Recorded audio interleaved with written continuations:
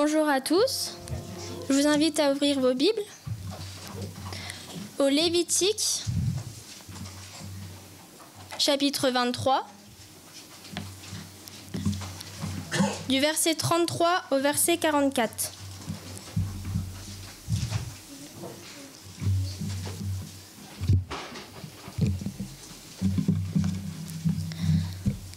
L'Éternel dit à Moïse: transmets ces instructions aux Israélites. Le 15e jour de ce 7e mois, ce sera la fête des tentes en l'honneur de l'Éternel qui durera 7 jours. Le premier jour, il y aura une sainte assemblée. Vous n'effectuerez aucun travail pénible. Pendant 7 jours, vous offrirez à l'Éternel des sacrifices passés par le feu. Le 8e jour, vous aurez une sainte assemblée et vous offrirez à l'Éternel des sacrifices passés par le feu. Ce sera une assemblée solennelle. Vous n'effectuerez aucun travail pénible. Telles sont les fêtes de l'Éternel, les saintes assemblées que vous proclamerez afin que l'on offre à l'Éternel des sacrifices passés par le feu, des holocaustes, des offrandes végétales, des victimes et des offrandes liquides, chacun le jour fixé. Vous respecterez en plus les sabbats de l'Éternel et vous continuerez à faire vos dons à l'Éternel, tous vos sacrifices pour l'accomplissement d'un vœu et toutes vos offrandes volontaires. Le 15e jour du 7e mois, quand vous récolterez les produits du pays, vous célébrerez donc une fête en l'honneur de l'Éternel pendant 7 jours. Le premier jour sera un jour de repos, et le 8e aussi. Le premier jour, vous prendrez de beaux fruits de branches de palmiers, des rameaux d'arbres touffus et des saules de rivière, et vous vous réjouirez devant l'Éternel, votre Dieu, pendant 7 jours. Vous célébrerez chaque année cette fête à l'Éternel pendant 7 jours. C'est une prescription perpétuelle pour vous au fil des générations. Vous la célébrerez le 7e mois. Vous habiterez pendant 7 jours sous des tentes. Tous les Israélites de naissance habiteront sous des tentes, afin que vos descendants sachent que j'ai fait habiter les Israélites sous des tentes, après les avoir fait sortir d'Égypte. Je suis l'Éternel votre Dieu. C'est ainsi que Moïse dit aux Israélites quelles sont les fêtes de l'Éternel.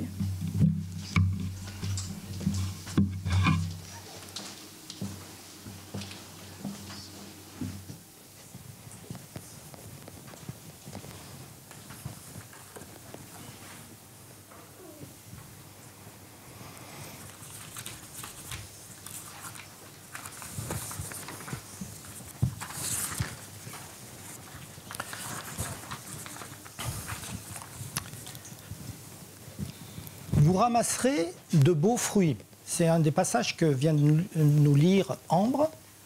Et avant de commencer directement dans ce qu'on appelle la partie méditation, je voudrais tout particulièrement remercier pour ceux qui ont ramassé et décoré cette salle avec autant de joie. Il y a vraiment une variété de fruits et légumes qu'on trouve en ce moment chez nous.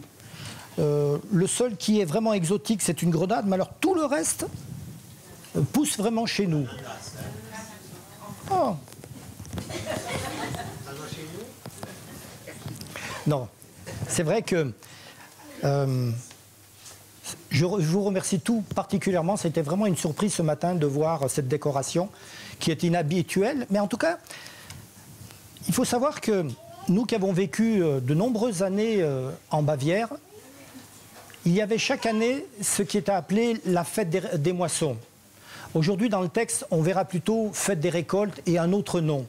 Mais en tout cas, les églises de Bavière, et en particulier notre petite église, avaient l'habitude, au mois d'octobre, de célébrer cette fête, puisque nous l'avons lu dans Lévitique. C'était quelque chose qui avait été institué par Dieu. Et l'église était aussi particulièrement bien décorée avec tout ce qu'on pouvait trouver, un peu comme ici, après que la décoration change. Mais en tout cas, c'était vraiment ce que l'on voyait. Et il y avait une autre particularité pour ces fêtes, c'est que, allez, disons, pratiquement tous les membres venaient habillés, comme moi, en tenue bavaroise.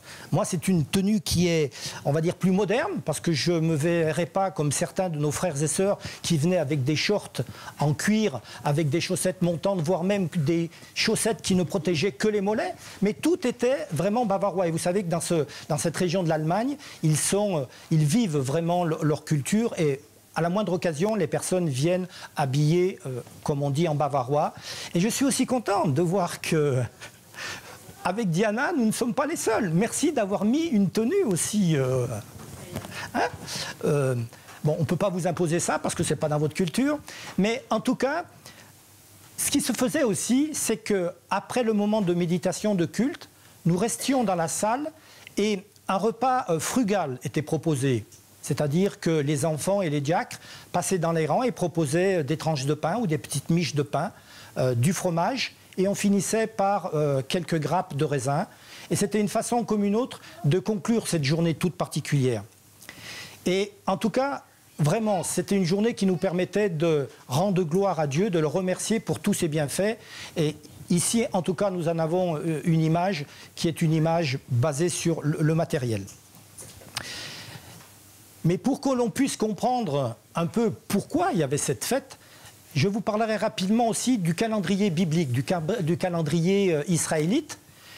On parlera aussi des fêtes que Dieu a instituées, et puis également quel type de bénédiction Dieu, parce que ça nous parle aussi à nous, quel type de bénédiction Dieu nous accorde, mais également quelles sont les louanges que nous faisons ou devrions faire monter au Seigneur. Voilà. Le calendrier. Et pour mieux comprendre l'origine de ces fêtes, comme je vous l'ai dit, on doit se pencher sur ce calendrier biblique que l'on retrouve dans plusieurs passages de la Bible. En tout cas, le calendrier israélite, il diffère un peu ou il est particulier pour trois raisons.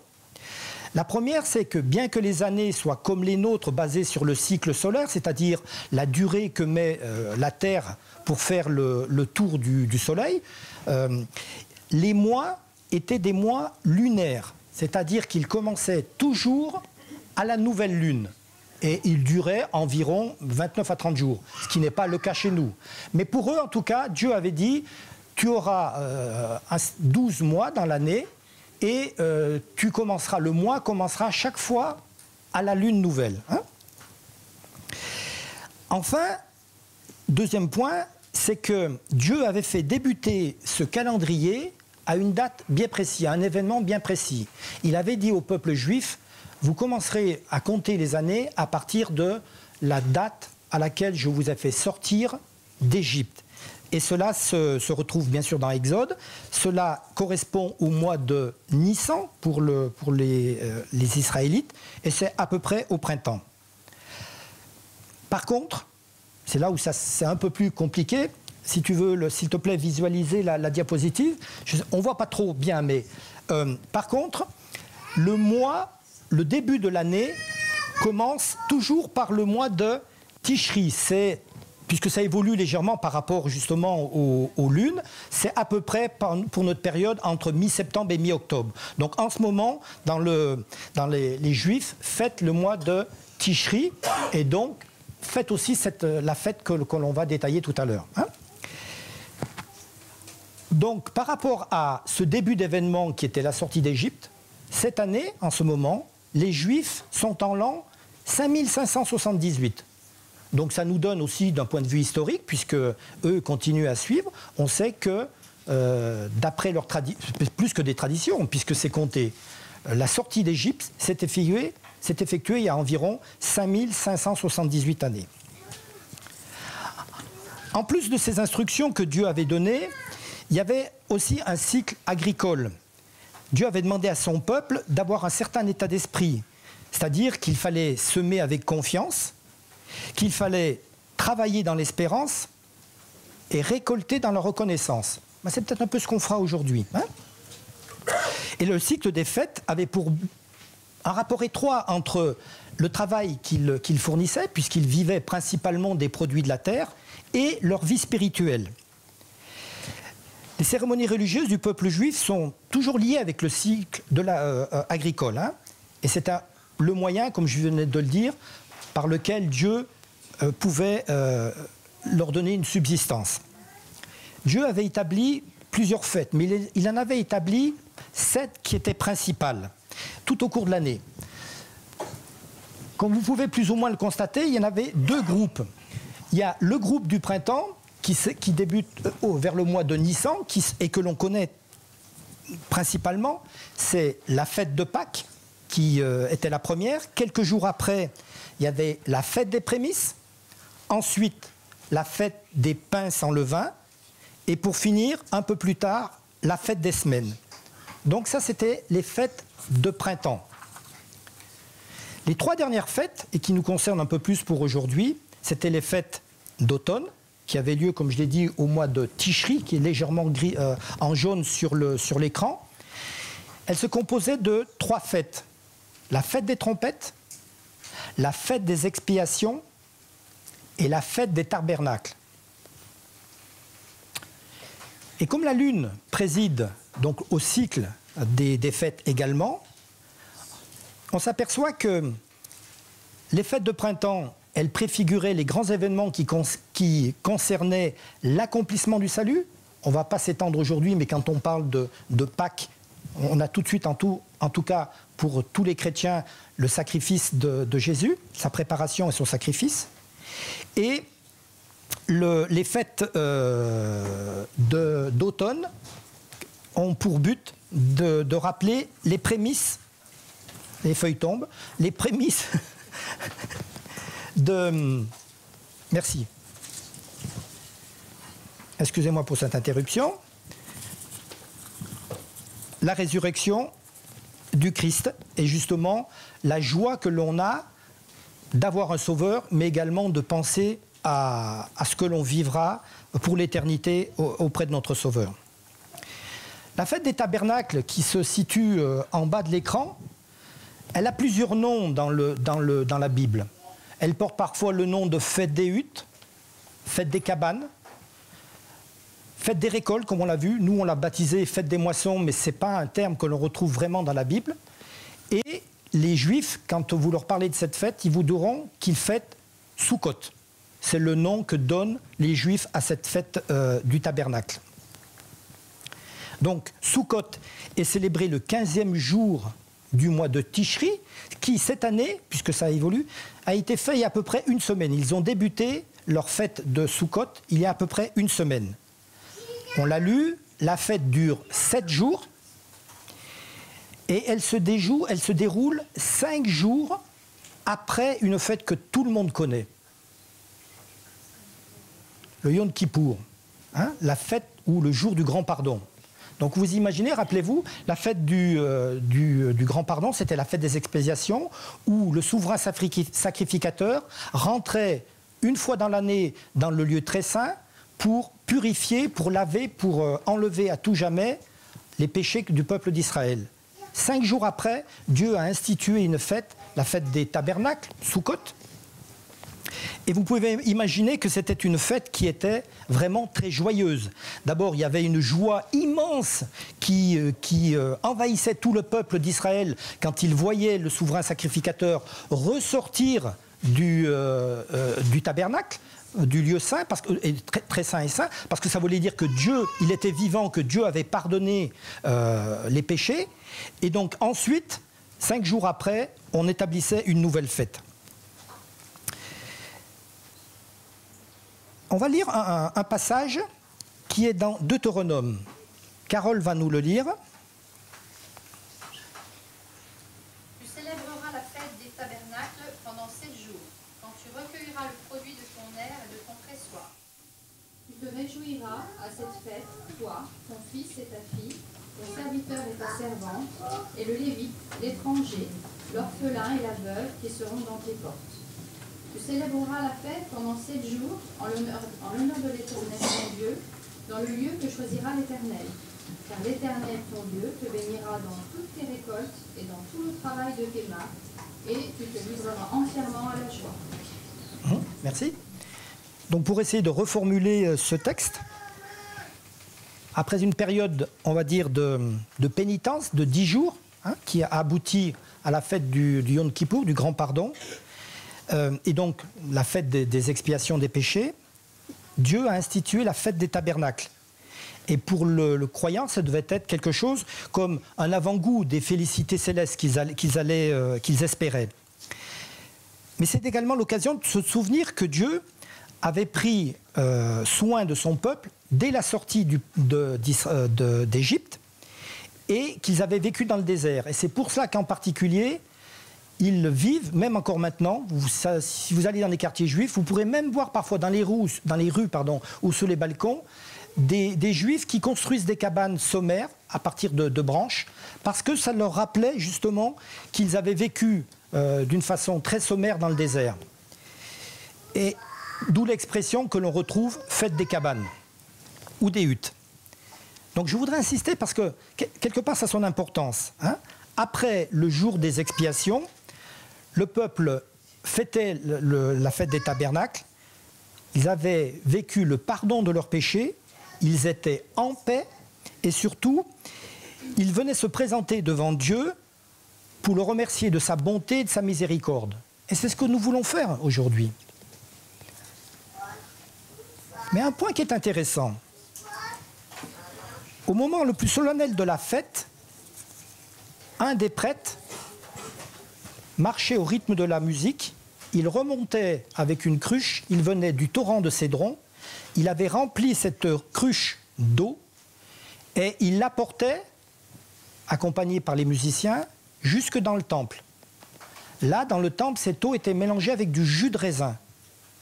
Ensuite, il y avait une canalisation dans le temple qui évacuait l'eau et il versait cette eau qui retournait donc au Cédron, dans la rivière, qui était mélangée entre de l'eau et du jus de raisin. Mais au fait, est-ce que Jésus célébrait des fêtes juives que Dieu avait établies? Laquelle, par exemple? Pâques, déjà. Pâques. C'est vrai qu'on connaît tous Pâques. Mais prenez avec moi un verset de Jean, chapitre 7. Jean, chapitre 7, et on commencera avec le 37.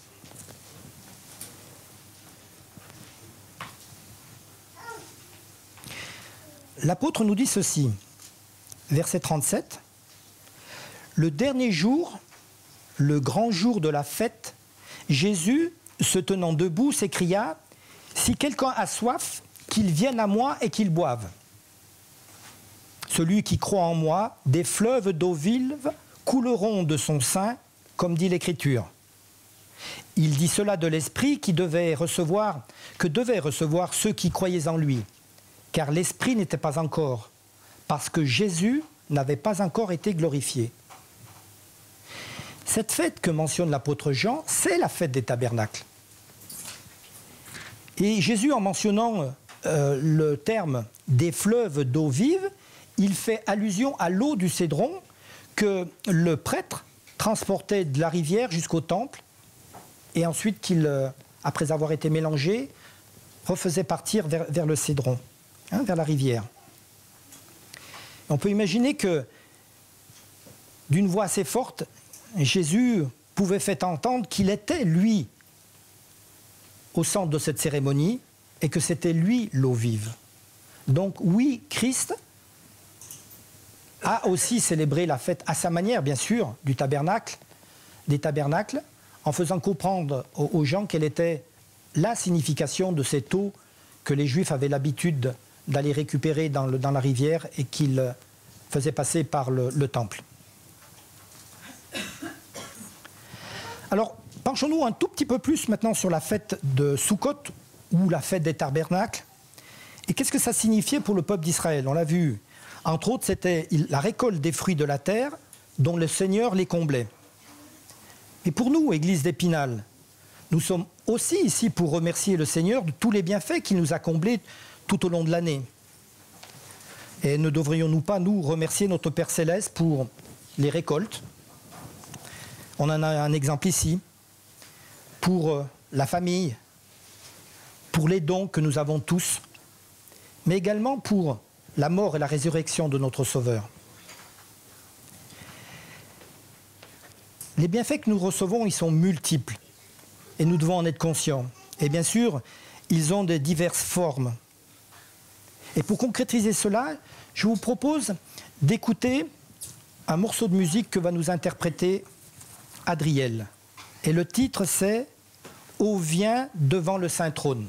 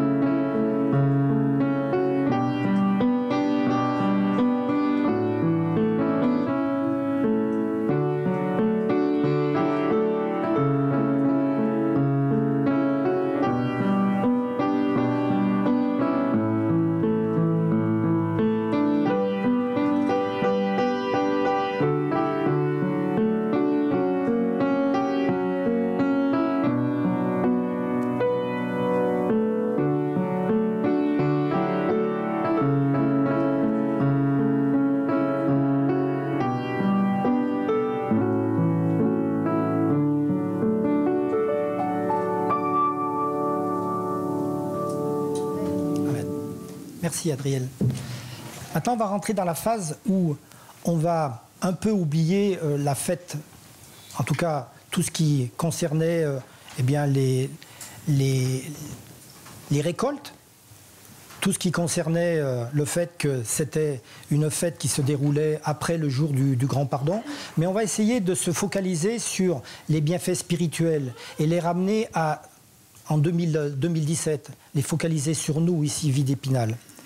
Et je vous propose d'écouter le psaume 118 et le verset 5. Vous êtes bénis de l'Éternel qui a fait les cieux et la terre. En effet, vous êtes bénis et nous sommes constamment bénéficiaires de l'attention de notre Créateur, de Dieu. À chaque minute, notre cœur pompe une quantité de sang qui est assez impressionnante. Et tout cela pour irriguer nos cellules. Parce que notre corps et ses cellules ont besoin d'oxygène. Et cet oxygène, il est ici, il est dans l'air ambiant. On n'a pas besoin de le rechercher. Nous pouvons nous endormir le soir et nous savons nous endormir tranquillement parce que nous savons que le matin, on va se réveiller et que pendant toute la nuit, pendant notre sommeil, l'oxygène aussi nous a été donné gratuitement.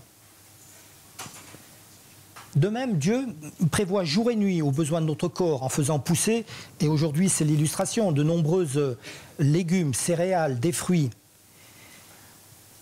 Mais s'il devient difficile de nos jours de se nourrir aussi, on va dire sainement, c'est plus parce que les hommes ont modifié les lois de la nature que Dieu avait créées.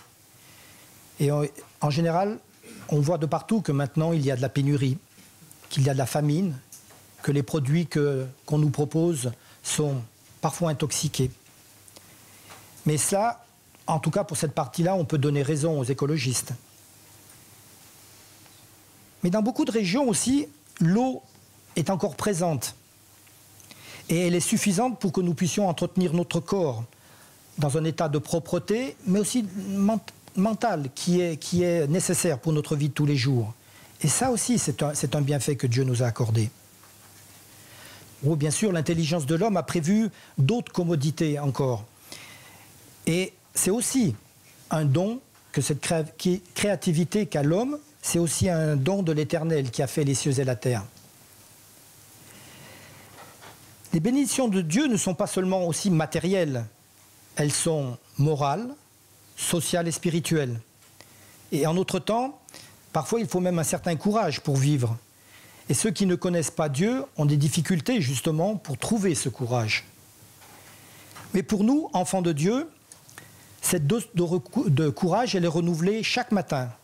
Et nous recevons la force d'entreprendre toutes nos activités, notre travail, et même d'y trouver de la joie.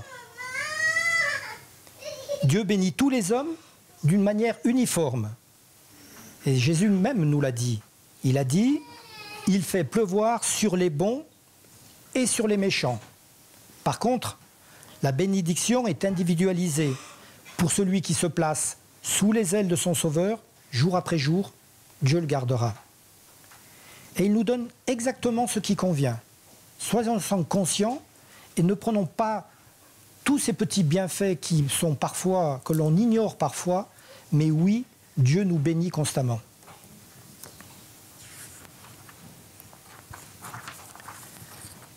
Maintenant, nous allons voir un autre aspect, et cette fois-ci, je voudrais demander à Samira et à Camille de venir me rejoindre au micro pour lire un extrait du chapitre 16 de 1 Chronique. Donc si vous voulez suivre, en attendant, ce sera 1 Chronique 16. Elles liront deux parties, versets 8 à 11, et ensuite 31 à 36.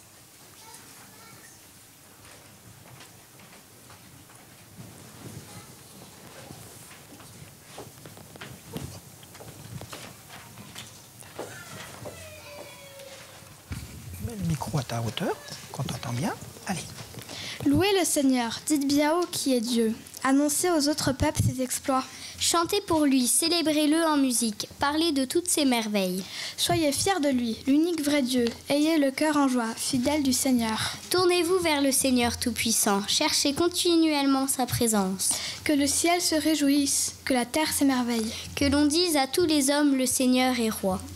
Que la mer mugisse avec ce qu'elle contient. Que la campagne soit en fête avec tous ceux qui la peuplent. Que les arbres des forêts poussent des cris de joie devant le Seigneur, car il vient pour rendre la justice sur terre. Louez le Seigneur, car il est bon et son amour n'a pas de fin. Criez vers lui, Dieu notre Sauveur, sauve-nous, délivre-nous des nations étrangères et rassemble-nous. Alors en te louant, nous prononcerons ton nom unique. Nous nous réjouirons de t'acclamer. Merci au Seigneur, au Dieu d'Israël, remerciez-le en tout temps. Et toute l'assemblée s'écriera. Amen. Acclamez le Seigneur. Merci.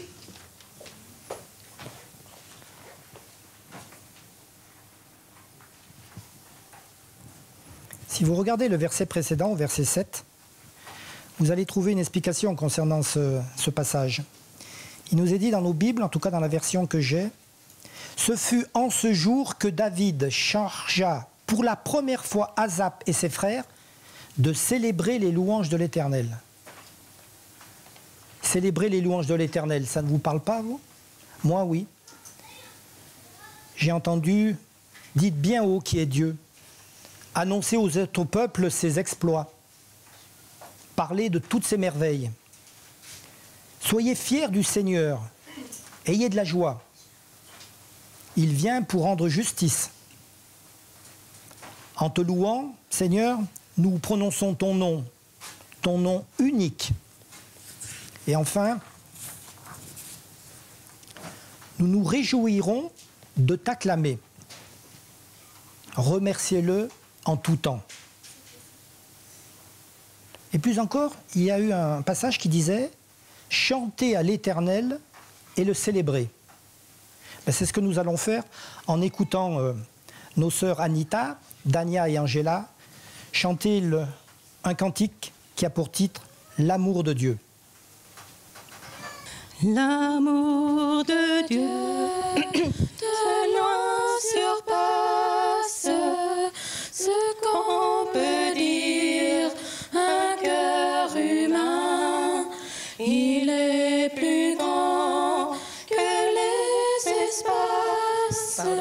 Même en l'abîme, il nous atteint pour le péché de notre monde. Dieu nous donna Jésus, il nous pardonne aux paix profondes, il sauve les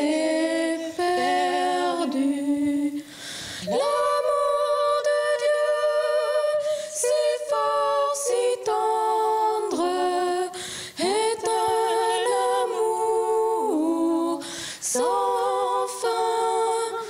Tel est le chant que font entendre les anges et les saints. Verser de l'encre dans les ondes, changer le ciel en parchemin, tendez la plume à tout le monde et que chacun soit écrivain. Vous dire à tout l'amour du Père ferait tarir les eaux et remplirait la place entière sur ces divins rouleaux. L'amour de Dieu, si fort, si tendre, est un amour sans fin. Tel est le chant que font entendre les anges et les saints. Et que le monde un jour chancelle avec ses trônes et ses rois, quand trembleront tous les rebelles, soudain saisis d'un grand effroi. De Dieu l'amour que rien ne lasse, pour nous encore vivra. C'est le miracle de la grâce. Amen, alléluia. L'amour de Dieu, si fort, si tendre, est un amour sans fin. Tel est le chant que font entendre les anges et les saints. L'amour de Dieu, si fort, si tendre, est un amour sans fin. Tel est le chant que font entendre les anges et les saints.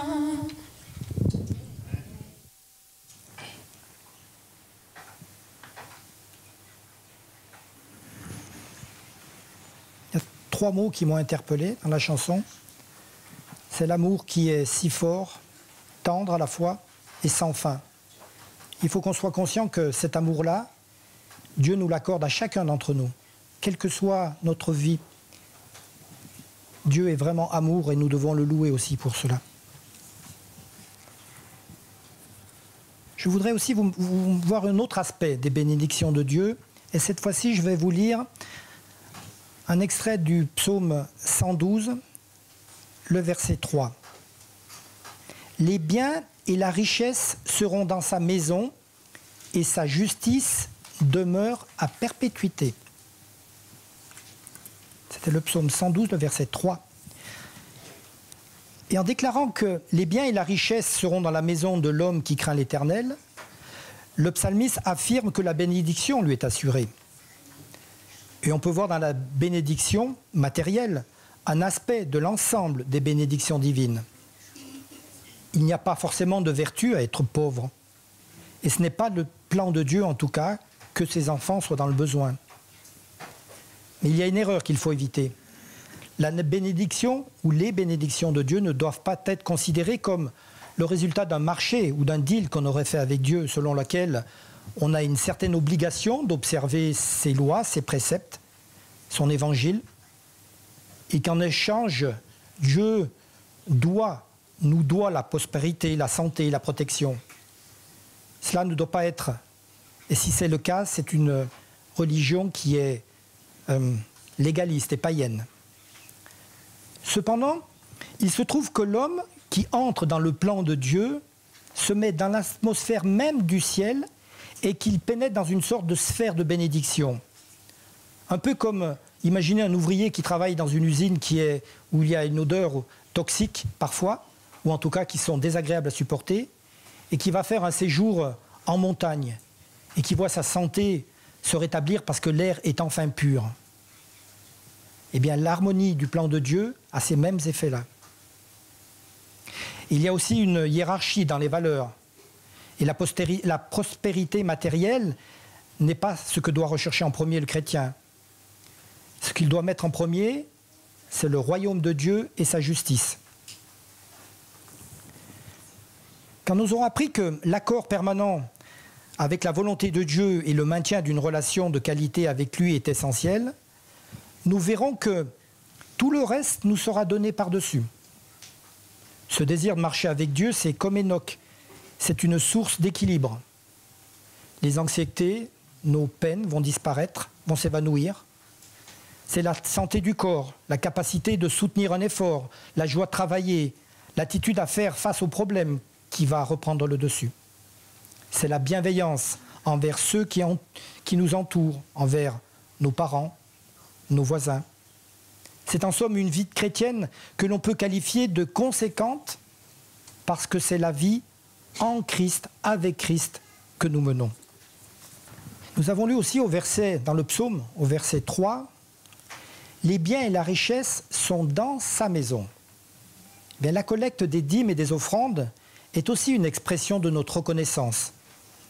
Et aujourd'hui, pendant que les diacres passeront dans les rangs pour collecter nos offrandes, on ne chantera pas notre chant-thème.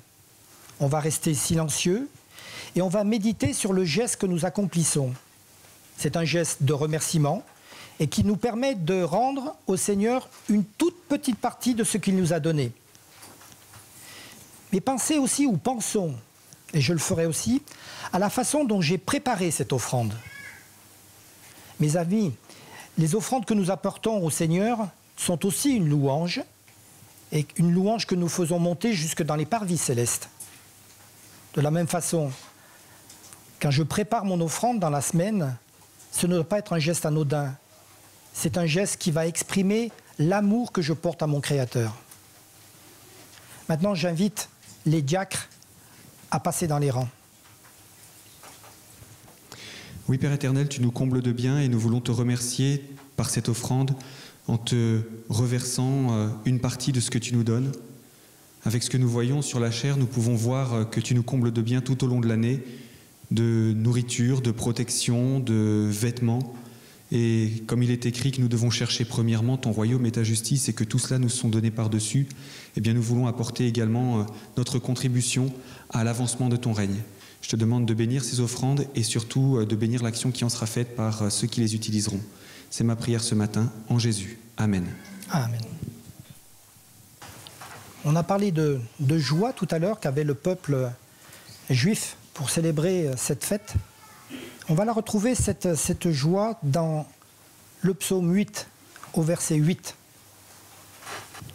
Tu mets dans mon cœur plus de joie qu'au temps où abondent leur froment et le vin nouveau. Merci. Tu mets dans mon cœur plus de joie qu'au temps où abondent leur froment et le vin nouveau. Et aujourd'hui, puisqu'on fête on célèbre, on va dire, la fête des récoltes, avec ce verset, c'est un autre aspect de la récolte qui peut être abordé. Et là, je veux parler de la récolte des fruits de son travail. On éprouve une grande joie en général quand on partage avec les autres. Et je me souviens de cette joie quand j'étais enfant. J'habitais dans la région de Grenoble. Et dans cette région-là, comme j'habitais en campagne, il y avait toujours des fêtes qui étaient organisées pour la récolte du maïs, des noix, mais ensuite il fallait les sélectionner, les trier. Et nous, quand on était enfants, on voyait que tout se faisait dans la joie et que l'agriculteur ou le paysan, comme on disait, était lui aussi dans la joie parce qu'il voyait, il avait concrétisé tout son travail qui était là devant lui. En général, on se mettait dans une pièce et où il avait jeté tout le maïs qu'il avait récolté et chacun devait l'effeuiller pour qu'il puisse en faire des grappes, etc. Où il cassait les noix avec précaution. Nous, on devait les décortiquer. Enfin, gamin, on en mangeait plus qu'on les décortiquait, mais bon. Mais c'est vrai qu'il y avait une joie. Et ce genre de coutumes, c'est vrai qu'elles peuvent aussi évoluer d'un pays à l'autre ou d'une époque à l'autre. Mais en tout cas, la joie que l'on partage de voir le fruit de sa récolte est toujours immense. Mais Dieu peut aussi nous donner une joie qui est encore plus abondante. C'est la joie du salut. Car quelque part, nous étions tous à la dérive sur des océans qui étaient tumultueux. Et en général, la catastrophe nous menace. Mais Jésus s'est fait découvrir. En tout cas, beaucoup d'entre nous avons découvert Christ. Il est aussi intervenu dans notre vie. Et il a rendu à notre vie un autre aspect. Il nous a donné une autre vision pour le présent, parce qu'on voit les choses différemment. Quand on a des difficultés ou quand on regarde les actualités, grâce à ce que Christ m'a fait connaître, j'ai une autre vision de l'actualité, voire de ma vie. Mais également, il m'a donné une vision pour l'éternité. Et Dieu aussi, il peut mettre cette joie dans la communion de Dieu, mais avec une autre personne. Et c'est vrai que quand on parle de Dieu à une autre personne, quand on vient en son aide, c'est une joie qu'on a, non pas une joie parce qu'on s'est dit j'ai fait une bonne action, mais au contraire, parce qu'on est heureux de partager le fait que Dieu a transformé ma vie et qu'on a envie de toucher le cœur de ces autres personnes.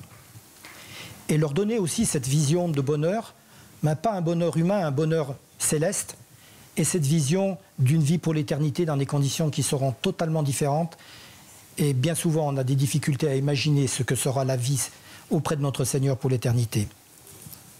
Et le verset 8, qui nous a été suggéré, il évoque une joie dans le résultat justement de ce travail. Parler des autres aux autres de Dieu. Et surtout, ce que l'on voudrait, c'est qu'on puisse voir que notre témoignage porte des fruits. Et porter des fruits à la gloire de Dieu. Ce ne sera pas notre travail, ce ne sera pas les mots qu'on aura dit, mais ce sera l'Esprit Saint de Dieu qui aura touché le cœur. Mais Dieu nous demande d'être ces initiateurs, ces petites lampes, comme on utilise souvent dans notre Église. Être des lampes pour éclairer l'avenir des autres. Mais ce qui est regrettable, c'est que beaucoup de chrétiens se privent de cette joie parce qu'on a une discrétion qui est excessive. Parlons-nous assez de Dieu aux autres et de ce que Dieu a fait pour nous? En somme, semons-nous assez? Parce que si nous ne semons pas beaucoup, la récolte sera maigre. Pour conclure, que ce soit au travers des bénédictions matérielles, et aujourd'hui encore, je le répète, mais vraiment, nous en avons beaucoup sur cette estrade, ou que ce soit des bénédictions spirituelles diverses que notre Créateur déverse, comme on l'a entendu tout à l'heure, par amour, son amour immense, son amour quotidien sur chacun d'entre nous, sur toutes ces créatures. Il faut en être conscient. Dieu est prêt à déverser et déverse toutes ces bénédictions sur chacun d'entre nous. Nous devrions rajouter dans nos prières, Seigneur, apprends-moi à comprendre ton amour et ta grande générosité pour que je puisse donner envie aux autres de te connaître. Amen.